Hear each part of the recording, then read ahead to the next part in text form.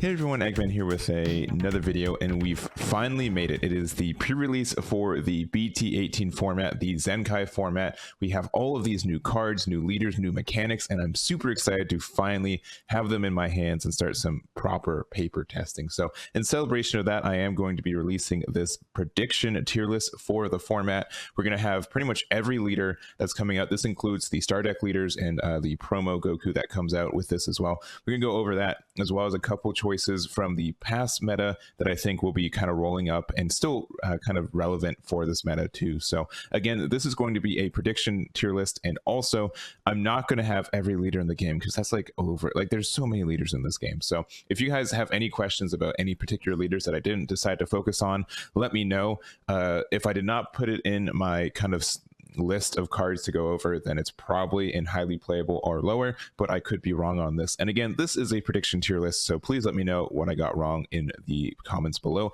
But we're just going to go and start with the reboot pan leader, and I think this is a really good spot. And in general, we're going to see, like, I think a lot of red is really good right now. If we look at the previous format, we didn't have, just as like, we had a couple aggro decks, but they weren't as existent as they kind of previously had. So we do have a lot of red that has a lot of like turn 2 like powerful plays that can just get you to like 4 or less life very, very easily. So pan is one of them.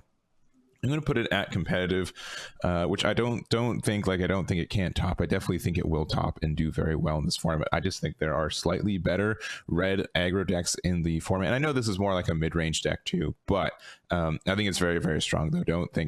And I think, yeah, especially since it's such a crowd favorite, I think a lot of players will be on it too and get some, find some very good success with it. So I'm going to put it there. If you want to think it belongs in highly competitive, I do not fault you for that, and it could definitely end there by the end of the format. So next up, we do have the Super Saiyan 2 Trunks reboot. I'm going to put that in playable. I just personally don't like this guy too much. I've tried it very much, and there's just better blue Saiyan leaders, and his archetype is really interesting and cool, but I feel like it's very clunky most of the time, especially because you have to kind of depend on your opponent swinging into you at the right times, which, I mean, you can kind of predict that a little bit when you're playing against something like red aggro. But if your opponent's not giving you damage and you're not being able to proc off your effects, especially in the orders that you want to, then you're just gonna like be sitting there and wish that you could ramp or do something else. So I think it's fine, and maybe I think this is the one that I can probably be the most wrong on, because I've just never seen success with it. But I don't know, don't let me discourage you from testing out your favorite leader.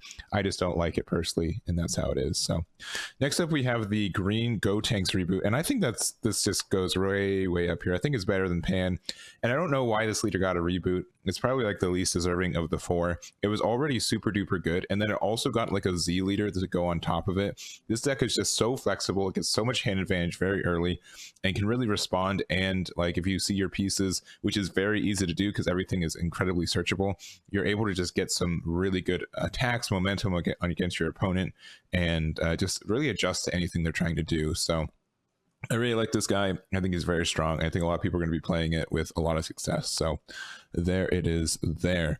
Next up is the Goku Ape reboot. I'm probably a little biased because I like this guy so dang much. My first deck profile ever I made for Dragon Ball Super was on the OG one like 4 years ago. So I think this is really good though. It has a really good engine for it. There's a lot of ways for this to get a lot of advantage.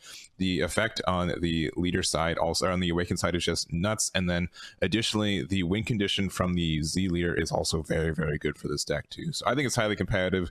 It might be, I don't know, if I'm unbiased, maybe I put it down to competitive, but I really believe in this deck. I think it's very good, and it's fantastic. It's just very strong. So those are the 4 Star Deck leaders and kind of archetypes in general. I think all 3 of them I think are immediately viable. I don't like SS2 Trunks, but all 3 of these I think are viable in their own way. So next up, we go into the actual set leaders. We do have the red boys right here, the double Saiyans, the Goku and Vegeta, and I think this is highly competitive. If I was to put this, if I was to order this, I'd probably put it way at the left here. It is very strong. Red just has so many good aggro tools right now.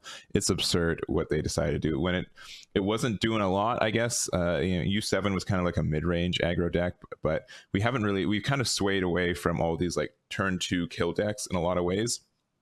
And they're like, you know what, let's bring them back. They're probably good for the meta, right? And we'll find out. We'll find out. But I think this is a very strong list, and it can do a lot of nasty, nasty things. And then another one is just Sin Shenron, which I think, unironically, I think Sin Shenron Red is the best deck in the format based on my own testing. It is so strong. It's very, very fun to play. It's very not fun to play against, but it just has so much advantage it can get. It's so much aggression, especially since it's like, if you go first with this list, you are doing super good. You are essentially drawing 2 going first because it is a pseudo wish leader, and then after that you're able to just awaken, you're able to swing, and you're able to awaken at like 8 life, which is absurd. So not only are you very aggressive, you get a lot of card draw, and then you're not really weak to your opponent cracking back to you because they have to get through 8 life on a 15k leader, which is just absurd. So really think this is very strong. There's just so many good things you're able to play with it. You're able to play like a double strike crit on turn 2 very consistently, and that is very, very strong. So I think this is the best deck in the leader right now, or best leader in the format right now. And it is, I don't know if you guys agree with me, but it's been very, very good in testing. So next up we have the Pycon, and I think he's just playable. I think he's also fine. Again, like blue has so many good things going for it on other decks as it is. I just don't see the Pycon being as good. Maybe I could pump it up to highly playable, but I don't know. I think if you're trying to play like the other World Budokai stuff, I think the other Goku that we're going to talk about next is a better spot for it. And yeah, I don't have much to say. Goku, we'll put it in competitive. I don't know. So the weird thing about this is like the boss monsters that exist in this deck, they probably work better in other just blue decks anyway. So we'll see how the tier list, I might bump this down. The archetype itself is really cool, and by the archetype I just mean the 2 boss monsters. They're very good. Just being able to, for 4, I know you do have to set up your drop area, but for 4, getting a triple strike, barrier, deflect, blocker that also clears the board and untaps at the end of itself, and an energy at the end of the turn is absurdly strong. So I think that's, if you're able to set that up in a deck consistently that does better things than this, you can do it. But the archetype's really cool. It sucks to play on untap, so I haven't been playing a lot because there's a lot of moving resources around, but it's a really cool list. I like the archetype in general, and I think a better player might do better, and I'll probably keep it competitive. I think it's cool. Next up is the Roshi, the Hermit style, and I think it's a really neat list too. I think there are better green lists in general. I mean, like, again, Gotenks is so good in this format, but it's cool. It's a really cool list, and I like what they do with it. In general, like they did a lot of cool, I think, design choices on a lot of these archetypes, and a lot of them, like we were kind of towards the end of the Unison block. A lot of these decks felt like kind of generic and not very unique, and I feel like most of the decks that we're getting from this format, I think, are really, really unique lists, which is really cool to see. I really like that idea, and it's very cool. So I think it's playable. I need to play with this honestly more. I've just been playing a lot of Red Sin, so but I think it's and Gotenks. Both these two have been, honestly, everything but the Goku Vegeta, I think I've been playing at a high lot, and I've been having a lot of fun with them. So next up we do have the King Piccolo, and I think this is honestly a competitive deck. It might slip down to highly playable, but the archetype is very strong, and in general, like if they play a Namekian leader and it's a King Piccolo, then it's probably kind of good. So it's just kind of like the green version of the red one. In this, it's not like the exact same mechanics with the life and stuff, but the idea of being able to swarm stuff for free, get a lot of advantage with it, and do well. I think it's a well thought out archetype. It can be it's like a mid-range aggression. It's not like a full-on aggression like these, but if you're not able to, they just keep piling more and more cards out and getting a lot more resources. And I think that's very, very strong. So we're going to put in competitive. I think it's deserving there, and we'll see if it gets any better from there. Bardock, I really want to like this deck more. It's very cool. Sometimes you just don't see your pieces, and sometimes it's just very clunky because of it, and that really stinks. But when you're able to go off with it, it's very fun, and it can put a lot of pressure on your opponent, which is really cool. But again, it's just kind of, it's a little situational. It does offer a lot of some counterplay to it as well, which kind of stinks and leaves it a little bit weak. But I do really like that we have another Bardock's crew, and I need to kind of there's just so much to go into for this format. I just honestly don't have enough time. Not only are there new leaders, but just with the new Zenkai mechanic and everything else, there's just so much to go through. And I don't think I've given a fair shake to Bardock, and maybe I can play it and find something that really jives for me, and I move it up to competitive. But right now, I think it's just kind of in this middle tier here. So next up, okay, this probably deserves to be in playable, and you guys are going to make fun of me for it, but I'm just going to put it in the Namekian tier. It's just so close. It's so close to being a fun and good archetype, and the pieces inside of it are very good, but the leader just stinks. It's just like the worst of Cell and like Raditz. It is just so close to being good, but no hand advantage. Just means you're just bad. And like the whole archetype, like very little of it is leader dependent, which means you are just happily playing it in another leader. So it stinks. I really want to like this guy, and it's right there. So next up, we do have the Shroom Salsa. I'm going to be a little bit optimistic on this guy, like a big tone shift from this, but I think this is a really finally a somewhat good Shroom and Salsa. I know that's like barely a compliment, but I think the way that this interacts with your opponent is good. I think the way to, like, I think having cards in your drop area is more important than ever because of a lot of the free combo mechanics that go on right now. So being able to interact with that, being able to get your own combo pieces, and being also able to have a Z leader in this format, I think is crucial.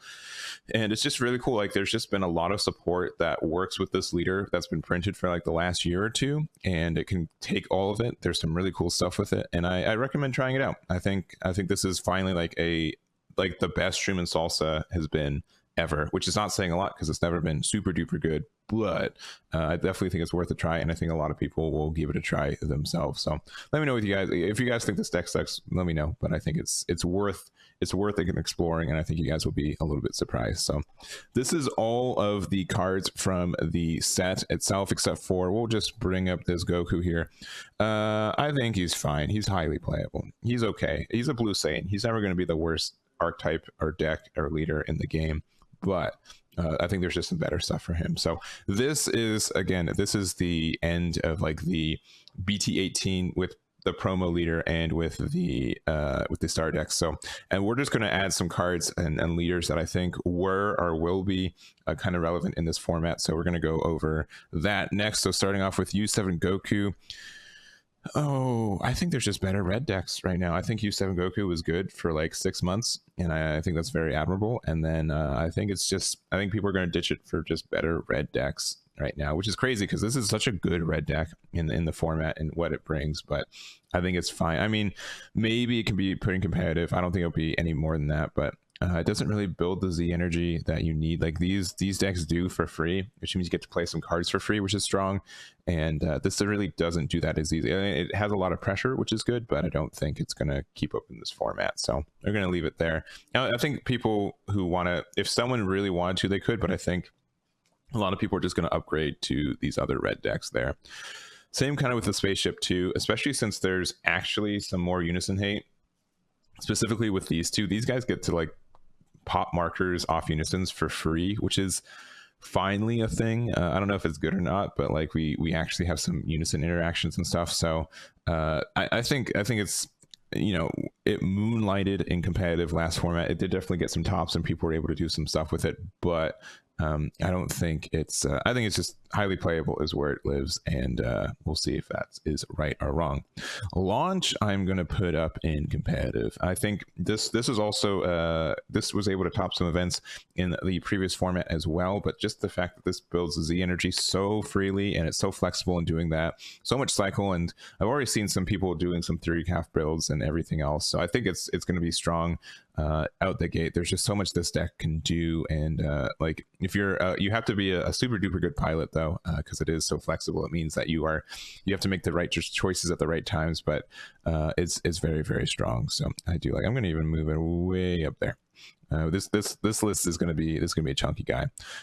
Gamma and the Aandroidd 16. I think both of these are good, especially they kind of got some buffs in this pack too. There are some more cards for this to put in. There's more Aandroidd stuff, and it's blue-green support too. So I think I don't know, this whole competitive bench here is going to be very, very messy to go through, but we have it there. And then what else? All right, Baby, I'm going to put in highly playable, and just because I think Baby was able to kind of do super well because it was able to set up, and we're going to put the SS4 Vegeta there too. We'll see if this is wrong, but I think both of these decks were able to flourish in the last set just because there wasn't anything too hyper aggressive, as we've kind of like, these are both some older leaders too, so they've seen a couple formats, and since we're kind of like a more mid-range control format, that means that these decks were able to set up a little bit, and they're able to get their pieces, and like especially like SS4 Vegeta, if you're able to ramp with it once, you probably win because you start getting that ramp. But and Baby, the same thing too. If you're able to get to enough energy to just be able to get your floodgates out consistently and stop your opponent from doing stuff, that is very strong. And I think both of these, I could, this is just my meta call, these two can be maybe moved up there, and it just depends on how good their matchups are against a lot of these aggressive decks, and a lot of these like, the thing is, like, even like these two up here, they're just super duper value. You get so much for free just by doing the things you're already doing. So it's just gonna, I feel like it's gonna be hard for these two to catch like keep up with that and kind of go from there. So I think they are a little bit too slow for what the format's going to be. I can be totally wrong on that, but if they aren't, then move them on up. But next we just have a bunch of Gokus, and then we're going to put all three of them in competitive, because one of these is going to be the premier for the Blue Saiyan archetype, pretty sure, because especially like, I guess all four of these, one of these is going to be the best in what they do for being like a Blue Saiyan archetype. It's probably going to be one of these four. I don't know which one it is. If I was to guess, it'd probably be the reboot. I'm going to put that one there. And then this is my tier list of Blue Saiyans. All right. So I think SS3 reboot is probably going to be the best, because ramping up to 1 guaranteed, I think, will get you on board for a lot of floodgates very easily. This guy is probably second best because it is very flexible in what you're doing. This is a cool leader, and if you're able to sequence it good, you are doing well. And then this, because Soul Striker, but I don't know. I think this is kind of a lazy hand wavy thing to do, but I think like all these are very, very similar. It depends on what playstyle you want. And I think all four of these, one of them is going to be the best, and they're going to be very strong in this format. Next up, Fearofdark, and I'm going to put this in high playable. It's very, very cool. And shout outs to Aandroidd for making a card for it. And I think it made a lot of people think about this archetype in this deck again, and I think that's really cool. I think it is showing its age a little bit, and it is a little bit clunky, especially since this has to swing into a leader, and there's no way for this to self-awaken this, where we're really in a format where pretty much every deck that's viable has a way to flip itself over, which is kind of crazy when you really think about it. So him not being able to do that is kind of stinky, or at least when you do it, you have to be at 4 life, unlike most of these other ones, which will be at 6 life or more. So I think he's fine. I think the archetype's cool. I think the new card is really, really fun to play with, and there are, like, if you're able to see and sequence everything correctly, which is not easy in this deck, you're in a really good spot. But otherwise, it's just a little bit clunky at times. But I think, I don't know, you guys can play, you can have your own opinions on it. I think it's really cool to play Fearofdark again, but I don't think it's much better than that. Then lastly, these 4 here, I think we're just going to put all of them. Yeah, we're just going to put all of them in competitive, honestly.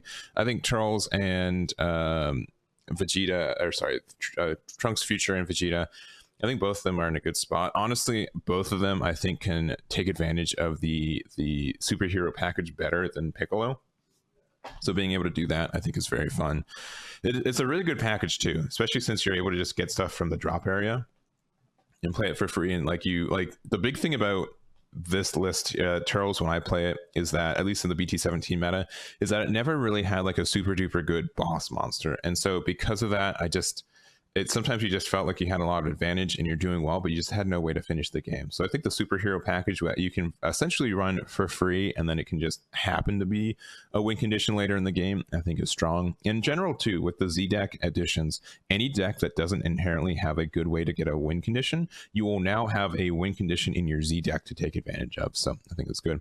And then you also do have the Vegeta and Trunks, and pretty much the same issue, where generates a lot of value, and you just have to grind the game out. But it never really has like a really good boss monster at all the time. So being able to just have some like potential big bombs just hanging out in your Z deck to be able to play whenever you need them to, I think is very strong in its own right too. So I think both of these are good. I like Turtles because it's because I'm biased, but I think both of these are very strong for this format. And then lastly, we do have we're going to put Cell here and then Raditz here.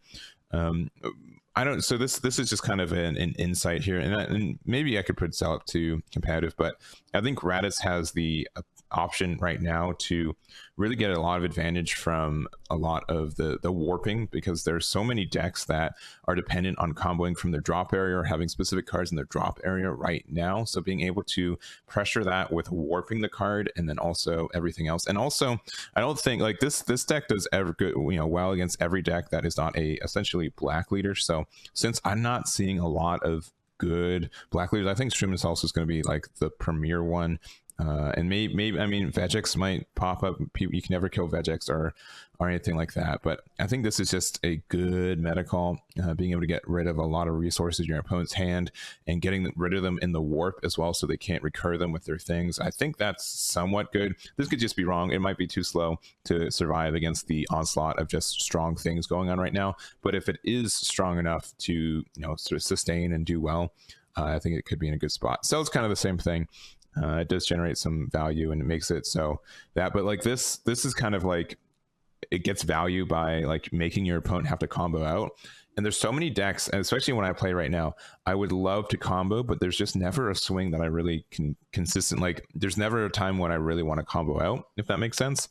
And so it just gives you excuses to combo, which means you get Z energy, which means you're able to get from there. So I think that's there. Raditz might go down to highly playable, but we'll kind of see. But that is the tier list for you guys today. Again, this is a predictive tier list, and you are wildly free to tell me how wrong I am, and I'm looking forward to the comments below. But that's going to be it for me. Good luck on your pre-releases this weekend, and I'll catch you all next time. Damn it.